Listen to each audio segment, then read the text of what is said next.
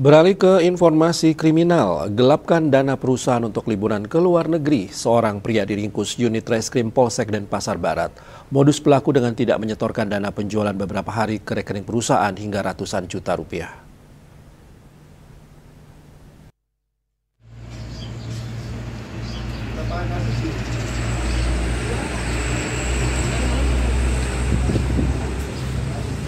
Pelaku Robi Putra Samsuar, 35 tahun, asal Padang Panjang, Sumatera Barat, digiring petugas unit reskrim Polsek Denpasar Barat.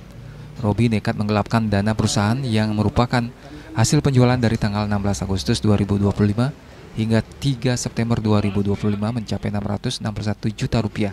Aksinya dilakukan secara bertahap dengan menyetorkan dana penjualan ke rekening milik pribadinya. Terungkapnya aksi pelaku dari laporan sebuah pusat perbelanjaan di Jalan Imam Bonjol ke polisi. Dalam penyelidikan, polisi menemukan bahwa pelaku sempat akan ke Thailand dan berhasil ditangkap di daerah Sleman, Yogyakarta. Kita melakukan penyelidikan di beberapa tempat yang mana kita dapatkan bahwa si terduga pelaku akan kabur ke luar negeri, ke Thailand. Kita didapatkan bahwa untuk tiketnya tanggal 25 September tujuan Bali Thailand, tujuan Bali Bangkok, kemudian balik tanggal 30 September.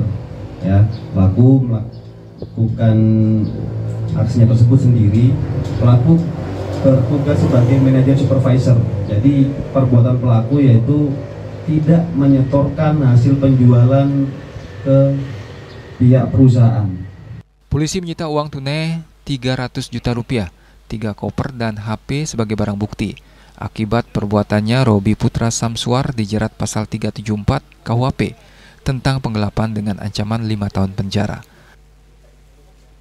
Rai Suwantara, Bali TV.